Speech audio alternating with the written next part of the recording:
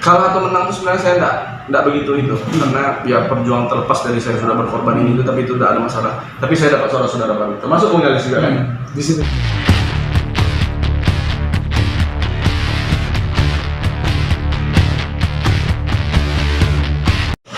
Assalamualaikum warahmatullahi wabarakatuh.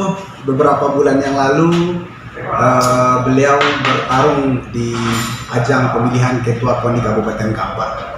Alhamdulillah saat ini kita berjumpa gitu. Apa kabar beliau saat ini?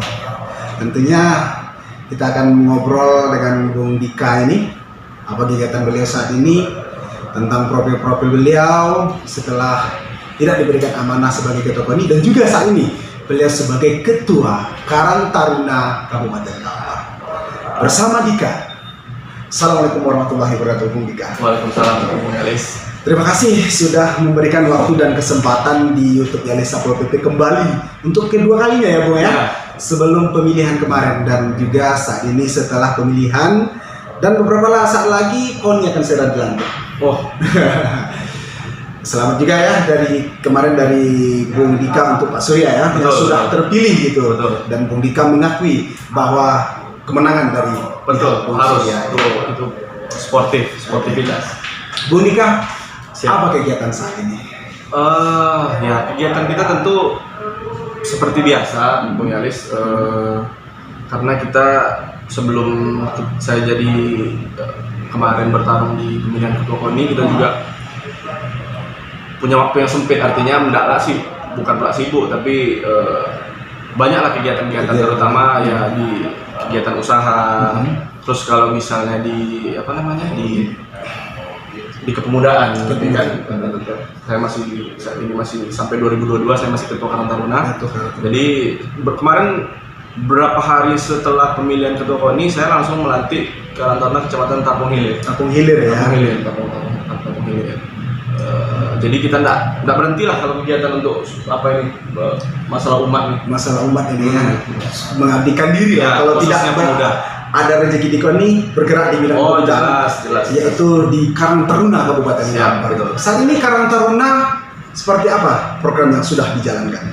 Ya saat ini kita tentu lebih ke, sebenarnya gini, mungkin kita ngobrol sedikit. Jadi Karang Taruna ini merupakan organisasi sosial kepemudaan. Jadi otomatis pemuda di setiap desa yang berumur 14 sampai 40 tahun itu otomatis menjadi anggota Karang Taruna.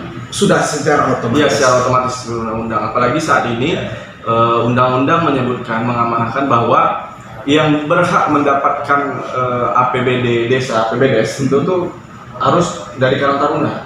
Jadi otomatis sebenarnya Karang Taruna harus melebur dengan ketua pemuda. Kalau dulu kan kita di desa ada ketua pemuda, ketua pemuda. Tapi ketua pemuda ini legal standingnya itu di Karang Taruna.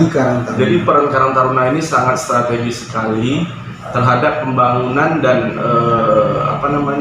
pembinaan pemuda. Ya, jadi saya juga banyak PR sekali nih. Artinya walaupun kemarin di KONI, tapi kita juga banyak kerja-kerja yang harus kita lakukan di lembaga kita sendiri. Dahulunya misi untuk menjadi Ketua KONI, kalau tidak salah di wawancara kita dahulu adalah ingin memajukan olahraga di Kabupaten Kampar. Dan amanah itu belum diberikan oleh Yang Maha Kuasa kepada Bung Dika tentunya. Dan sempat terngiang-ngiang di telinga kami waktu itu, Bung Surya mengatakan saya akan merangkul semua elemen, tidak ada yang kalah, tidak ada yang menang saat ini. Dan sempat ada tawaran kepada Bung Dika untuk bersama-sama dengan Pak Surya bergabung di dalam satu wadah untuk membina olahraga Kabupaten Kampar. Benarkah ada tawaran dari Bang Surya waktu itu? Jadi mungkin di sini baru kita buka. Iya. Artinya saya juga enggak untuk cerita-cerita seperti apa. Jadi beberapa hari setelah pemilihan, saya ditelepon langsung sama ketua KONI terpilih. Kemarin menjadi kompetitor kita di saat ya beliau langsung to the point mengajak saya untuk menjadi pengurus KONI. Tapi saya jawabnya barangkali lebih baik saya di luar. Artinya begini, ada beberapa faktor yang harus saya pertimbangkan. Saya menjadi pengurus teras di sana, tapi yang pertama adalah kenyamanan. Saya yakin sebenarnya mungkin teman-teman di sana mungkin lebih nyaman karena saya tidak di sana. Dari kawan-kawan gitu. Ya, karena tentu mereka ingin bekerja dengan visi misi mereka sendiri, dengan tim-tim mereka. Tentu lebih baik seperti itu. Jadi saya memberikan kesempatan sepenuhnya kepada Bang Surya dan tim untuk membangun KONI Kabupaten Kampar. Tetapi secara hati saya tetap mendukung artinya mendukung segala program olahraga di Kabupaten, tapi mungkin dengan wadah yang lain. Bukan dengan bergabungnya di KONI. Betul. Yang kedua juga ini paling penting Pak Yalis, sebenarnya ini agak sensitif, tapi ketika saya mencalonkan jadi ketua KONI, ketika saya dipercaya untuk bertarung di KONI itu tuh begitu banyak orang-orang yang berjasa di proses pencalonan itu.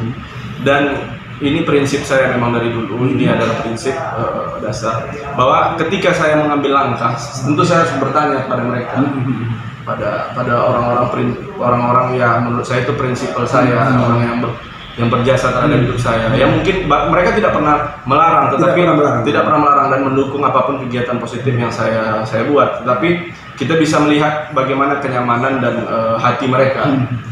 Dan toh berkontribusi buat olahraga bukan mesti KONI. Ya, saya kemarin mencalonkan jadi ketua KONI, ya mungkin kita belum diberikan kesempatan karena mungkin kita dianggap sosok yang masih muda, ya tidak ada masalah, kita juga kita tidak akan berhenti sampai di sana. Itu kita pasti. Tetapi kan Bung Dika sudah menjadi ketua Karang Taruna di Kabupaten Kampar. Saat itu juga ingin menjadi ketua KONI gitu. Kalau seandainya Bung Dika terpilih itu, berarti 2 organisasi yang akan Bung Dika jalankan gitu. Itu seperti apa sebenarnya? Jadi begini. Menjalani nantinya, seandainya waktu itu gitu. Jadi begini Bang Yalis, mungkin ini juga sudah banyak ditanyakan oleh teman-teman kepada saya, terutama kemarin pada saat mencalonkan ketua KONI, pada saat proses kemarin, bagaimana nih kok pegang 2 organisasi, termasuk ada beberapa pejabat-pejabat juga yang mungkin Bupati juga pernah bertanya waktu itu sempat diskusi. Pernah ditanya Bupati langsung itu.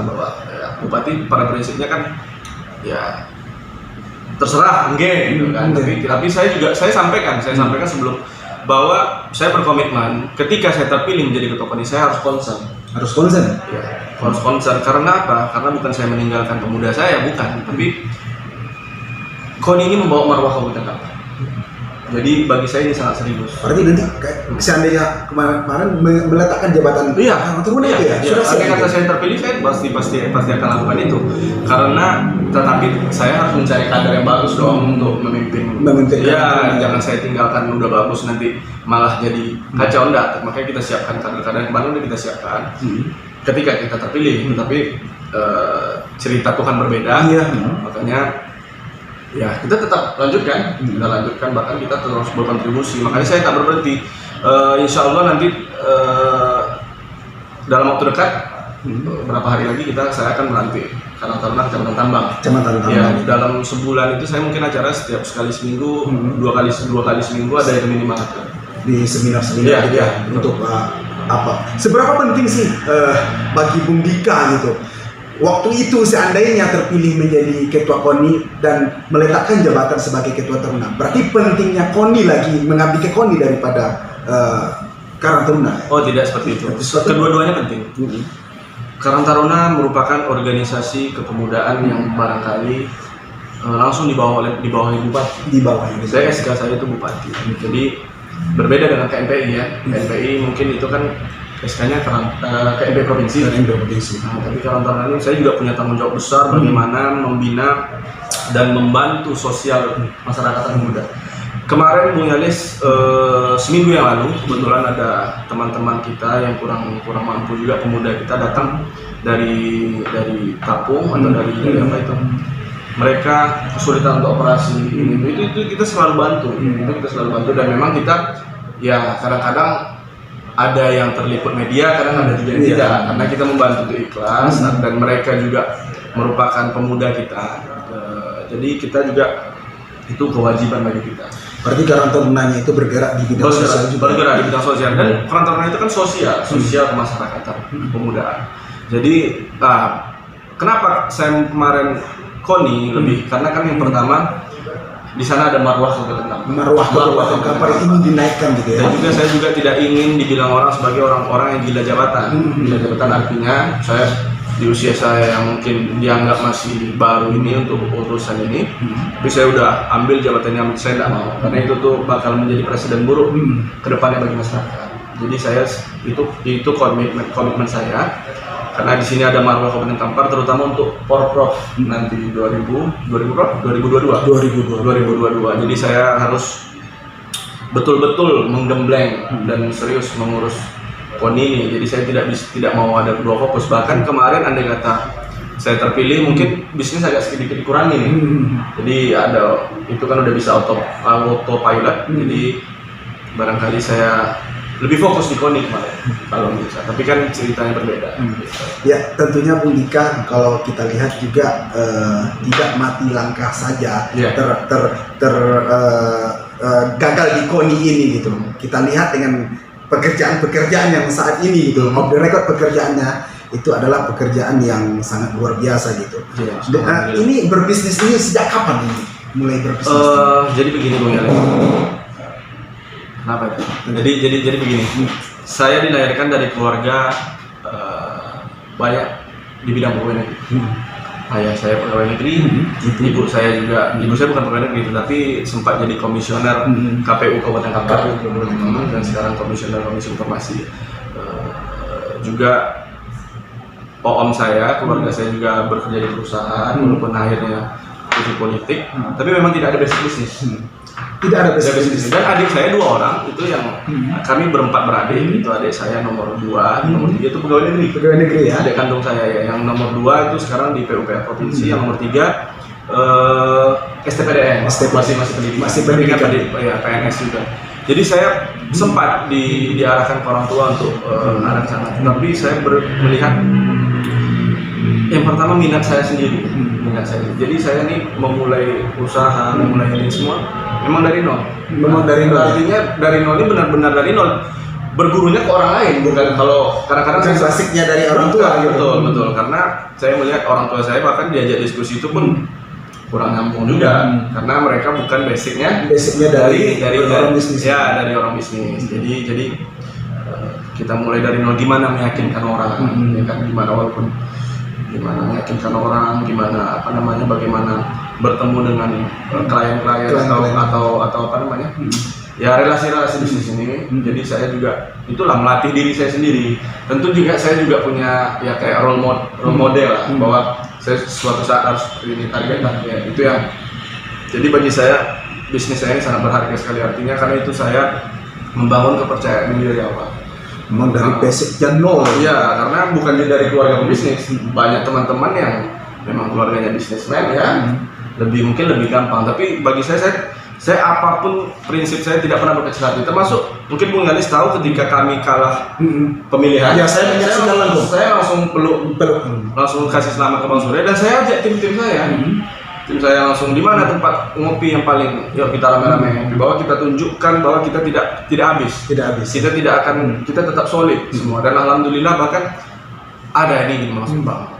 Sini perlu saya sampaikan bahwa terkadang ada di hati kecil saya tidak ngerti ini apakah gimana ya, bingung juga seperti kalah atau menang itu sebenarnya saya tidak begitu itu, karena ya perjuangan terlepas dari saya sudah berkorban ini itu, tapi itu tidak ada masalah. Tapi saya dapat saudara-saudara baru, termasuk Bung Yalis juga kan. Di situ kita kenal. Dulu mungkin udah kenal tapi belum terlalu akrab. Nah, jadi kayak banyak lah itu orang-orang yang berjasa sama saya sampai ya jadi saudara.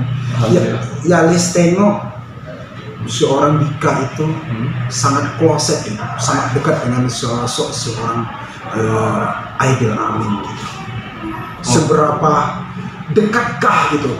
Kalau Yalis tengok kalian itu bukan adalah saudara kandung gitu, tetapi melihat kedekatan yang sangat dari hati ke hati dengan sosok seorang Aidil Amin gitu. Seperti apa itu sebenarnya hubungan Dika dengan Aidil Amin gitu?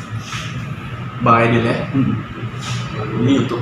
Jadi saya dengan Bang Aidil ini mungkin dibilang dekat ya, seperti yang dilihat. Orang banyak juga, beliau tuh sangat banyak dekat dengan orang. Iya, bukan- tetapi bukan hanya saya. kita lihat sangat closet deh, sangat dekat sekali gitu. Seolah-olah kalian itu kayak saudara kandung gitu. Apa yang membuat kedekatan kalian gitu? Saya cuma mungkin satu kata kalau untuk Bang Aidil, di setelah kedua orang tua saya, setelah ayah dan ibu saya, mungkin beliau yang saya hormati. Nah itu. Itu ya.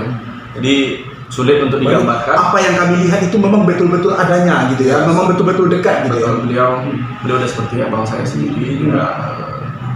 Ya itulah sulit untuk digambarkan. Tapi setelah ayah dan ibu saya, Itu aja. beliau lah saya ikuti. Dan karena saya juga banyak beliau mendidik saya, mulai dari mulai dari agama yang paling pentingnya. Itu di atas dari apapun. Beliau ya kalau misalnya mengingatkan tentang sholat ini yang berani ya orang tua ayah ibu, ya beliau. Dan saya memang betul-betul mengikuti gitu. Jadi sangat respect. Jadi itulah seperti itu. Dan itu ada beberapa tokoh termasuk mungkin Onga juga saya dekat, termasuk ya dekat. Tapi ya dekat bagus. Sampai sekarang saya juga kalau sama Onga juga kebangkitan tuh saya numpang sholat maghrib ke rumah beliau. Karena kan rumah saya kadang-kadang namanya jarang dikunjungi rumah saya, lebih senang sholat di rumah Onga. Tetapi segitu dekatnya dengan sosok Aidil Amin gitu, seorang pemuda gitu ya. Ya dekat. Beliau juga banyak dekat dengan orang. Iya. Tapi mungkin kelihatannya mungkin dekat dengan saya ya. Tapi beliau itu seperti yang saya sampaikan, kata-kata saya tidak sulit untuk digambarkan. Tetapi setelah kedua orang tua saya, beliau yang saya hormati. Dan kami lihat Aidil Amin juga salah satu orang yang begitu turut andil dalam proses pencalonan Dika sebagai ketua KONI kemarin. Seberapa berfungsikah gitu, seberapa pentingkah proses pencalonan kemarin oleh Bung Dika Aidil Amin? Kebetulan beliau itu kan ketua cabur gitu ya. Jadi tentu, dan beliau orangnya sangat peduli dengan olahraga. Jadi mungkin saya diskusi dengan beliau. Karang Taruna itu lebih daripada ingin membangun mental pemuda gitu. Ya itu tergantung ketuanya. Kalau misalnya saya lebih, bagi saya Pak Yalis, pemuda itu merupakan masa depan bangsa. Karena itu dan ini bukan kata-kata doang, gitu. Maksudnya bukan itu. Jadi Bapak bayangkan di suatu daerah, di suatu desa, kita anggap sekarang kecil, mengubah narkoba itu mau jadi apa desa? Karena setelah nanti generasi yang sekarang tidak eksis lagi, tidak menjaga, itu kan generasi mereka. Tapi bagaimana ketika kita mempunyai pemuda-pemuda yang tidak punya visi misi ke depan? Salah satu tokoh pemuda yang cukup punya potensi di Kabupaten Kampar ini, kedepannya apa yang ingin dilakukan untuk Kabupaten Kampar ini gitu? Ini sangat menarik sekali. Iya. Kabupaten Kampar adalah tanah kelahiran saya. Ya, lahir di Kabupaten Kampar. Karena sedikit cerita, ayah saya itu kelahiran air tiris, sekampung, Tanjung Balik. Om Aden kelahiran Mojolai. Jadi itu udah kalau dulu sama-sama Dedi, gitu kan? Kebetulan Den diantara kami Bompe, Ambo yang dilahirkan di Bangkinang. Yang lain ya karena pekerjaan orang tua kan lagi mulai di luar kota. Yang paling ketek lahir di Pambau. Kalau yang nomor 2, nomor 3 lahir di Bengkulu kebetulan dulu. Iya, bertugas di sana. Iya. Sebetulnya Ambo kan banyak aktivitas mungkin di luar Bangkinang. Tetapi kenapa Ambo ambil contoh misalnya mengurus pemuda di Karang Taruna? Itu tuh bukti bahwa kecintaan Ambo terhadap kampung Ambo, bahwa keseriusan Ambo terhadap Kabupaten Kampar itu peduli awak. Kalau enggak itu apa itu kan? Karena awak tengok kalau enggak dari niat hati awak, siapa kan membolo? Artinya membolo kok bukan kalau yang lebih ke pemuda lah. Apa tanggung jawab ini aja sebagai pemuda kini. Kalau dulu awak tanggung jawab di bidang olahraga, awak ikut di KONI. Kini awak diamanahkan di kepemudaan di Karang Taruna, ya awak aktif di situ. Termasuk mungkin organisasi lain pun awak ikut mendukung kan gitu. Jadi itu tuh tanggung jawab moral Pak Yalis. Jadi itu tuh tidak bisa awak hilangkan itu. Mungkin kalau itu dari Ambo ya. Jadi suatu saat kita harus semua pemuda ini Pak, suatu saat kita harus punya apa bukti kita cinta dengan kampung kita. Jadi kita harus ada impian dan cita-cita yang bukan hanya untuk kita sendiri Pak, bukan untuk keluarga kita aja, bukan hanya untuk pribadi kita aja, enggak, tapi untuk tanah kelahiran kita, untuk kampung kita, untuk negeri kita. Dan ini jangan sampai ini hanya menjadi bahasa-bahasa lip service aja. Karena saya bukan orang yang cinta seremonial, tapi memang betul-betul Kerja nyata. Saya pelantikan kerantauan RT RW desanya saya hadir. Apa ini untuk apa saya hadir? Makanya saya sekarang untuk kepedulian saya juga, ini mungkin di sini baru saya sampaikan, ini adalah ide saya setelah diskusi sama teman-teman. Bahwa saya ingin, ini kan kemarin kebetulan pilkada di Riau, itu Kampar 2022. Jadi target saya itu nanti di setiap TPS itu minimal 3 saksi dari Karang Taruna. Dari Karang Taruna? Waduh, luar biasa. Dan itu gini Pak, itu untuk memastikan bahwa pemilu ini pilkada nantinya tidak ada yang curang. Itu bentuk tanggung jawab kita. Nah itu mungkin ya lebih ke situ lah. Jadi melalui Karang Taruna, melalui sebagai seorang tokoh pemuda, Bung Dika tentunya Kampar ini ingin mengabdikan diri pribadi Bung Dika sebagai warga Jatidiri, anak Jatidiri sebagai anak Jatidiri sebagai orang Kampar gitu kan, ingin mengabdikan diri gitu kan. Benar. Bukan untuk berbisnis saja. Oh, bukan hanya untuk kepentingan pribadi. Artinya kita harus bisa membedakan mana kepentingan. Bisnis tentu kita profesional. Untuk makan kita, itu usaha, itu dasar kita. Tapi kita juga tidak boleh tidak bersosial. Karena keluarga kami dilahirkan dididik memang organisasi semua, organisatoris. Nah, kalau tadi kan kalau bisnis memang saya mulai dari nol. Kalau organisatoris ini memang itu didikan keluarga saya. Kebetulan dulu datuk saya sebelah ayah itu adalah ketua Muhammadiyah di Kabupaten Kampar. Juga datuk saya sebelah ibu juga ketua PGRI. Keluarga saya memang berasal dari organisasi. Jadi sebetulnya itu tadi Pak Yaris, memang betul-betul panggilan. Ketika saya 2017 saya terpilih menjadi ketua Karang Taruna, itu saya umur masih 24 tahun. 24 tahun, masih muda. Masih muda, dan saya itu termuda di Indonesia. Wow, kita sebetulnya teman-teman saya yang mungkin sama kuliah atau sama-sama tempat nongkrong atau apa, heran kenapa saya ngambil itu. Mereka enggak mengerti, tapi itu tuh nggak bisa diungkapkan lah, sulit untuk diungkapkan, tapi mungkin barangkali teman-teman mengerti apa yang saya maksudkan. Makanya saya setiap apa yang saya buat itu tuh saya rencanakan sejak dulu. Tapi tentu saya juga punya ada juga yang peristiwa ini yang kita langsung eksekusi, tetapi banyaknya step by step di kehidupan saya ini memang saya rencanakan. Makanya ada juga itu tagline energi baru Kampar. Kalau misalnya di pamflet kita itu termasuk ya, artinya bukan untuk yang lain-lain, bukan tujuan politis atau seperti apa, tapi itu saya mau menunjukkan bahwa Kampar punya energi baru. Energi itu bukan hanya saya, tapi pemuda Kampar adalah energi baru Kampar. Nah, itu. Kira-kira closing statement dari pembicaraan kita ini, Bung Dika? Ya, ini merupakan kesempatan yang sangat baik, hikmat sekali. Saya bisa ketemu lagi dengan sahabat saya Bung Yalis. Ya, ini sahabat Bung Yalis ini mungkin tadi termasuk berkah dari pemilihan ketua KONI. Jadi saya tidak pernah mengecilkan atau bersedih terhadap apapun yang terjadi hasilnya, tapi saya punya saudara atau jadi banyak teman dengan perbedaan itu gitu ya. Iya, termasuk Bung Yalis kita bersaudara. Nanti saya udah pernah ke rumah saya juga kan, jadi artinya saya mau titip pesan bahwa apapun yang kita lakukanlah dengan senang hati. Saya dulu Pak, ketika saya KKN di tempat yang tidak ada listrik. Waduh. Ya, jadi tidak ada listrik itu, teman-teman KKN saya itu banyak anak manja. Ya, mereka mau pindah, tapi saya ambil hikmahnya aja. Pasti ada kenikmatan yang kita dapatkan. Ada sensasi tersendiri. Pasti. Jadi itu prinsip saya, dimanapun apapun yang kita kerjakan, apapun yang kita cita-citakan, jalanilah dengan bahagia. Tentu jadikan rintangan-rintangan itu sebagai pembelajaran ke depannya. Kita kan tidak mungkin gagal 2 kali kan. Nah, artinya makanya saya sampaikan nanti coba lagi. Target kita ke depannya. Targetnya bukan hanya di situ saja. Masa lalu biar berlalu. Kita persiapkan masa ini untuk kedepannya Mudah-mudahan. dengan cara-cara kita. Betul, Bang Elis juga masih generasi muda, Siap. kita milenial, ya. Banyak mimpi-mimpi ke depan yang akan kita Akan kita raih. Insya Allah. Oke, tiada kata sukses diraih tanpa perjuangan yang sangat luar biasa, dan kita harus gagal dan bangkit kembali bersama Bung Dika.